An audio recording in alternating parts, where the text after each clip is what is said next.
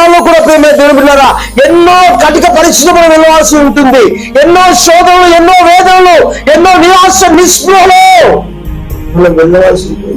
ఎన్నో అల్లజడుల మధ్యలో, ఎన్నో ఆందోళనల మధ్యలో, ఎన్నో తుఫాను వంటి సమస్యలలో, కష్టాల కడగలలో, నష్టాలలో, అన్నిటి కడగలలో మనం కొట్టుకునే పరిస్థితులు. అలాంటి పరిస్థితి మనం జ్ఞాపకం చేసుకోవాలి. మన దేవుడు 430 సంవత్సరాల కఠిన దాసత్వంలో ఉన్న ఇశ్రాయేలుకి ఏ విధంగా విడుదలనిచ్చాడో మన ప్రతి పరిస్థితిలో కూడా మనకు విడుదలిస్తాడు. ఎర్ర సముద్రం దాటింపజేశాడు.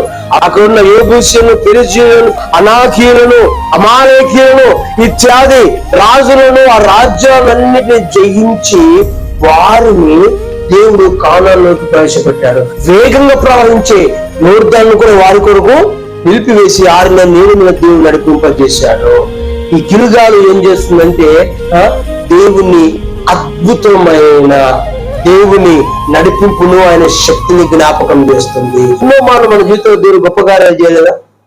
నా జీవితంలో అయితే దేవుడు ఎన్నో గొప్ప కార్యాలు చేశారండి. నన్ను ప్రాణాపాయం నుంచి తప్పించారు.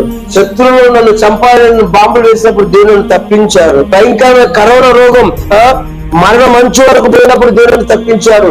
ఎన్నో ప్రమాదాలు వెళ్ళినప్పుడు నన్ను దేవుడు తప్పించాడు. ఎన్నోసార్లు శత్రువుల చేత నేను చంపబడిన పరిస్థితుల్లో కూడా దేవుడు నన్ను బ్రతికించాడు. దేవుడు చేసిన కార్యములో మన తర్వాత తరానికి, మన గర్భంలో పుట్టిన మన పిల్లలకు ఆ విషయాన్ని మనం తప్పకుండా రిమైండ్ చేయాల్సిందే.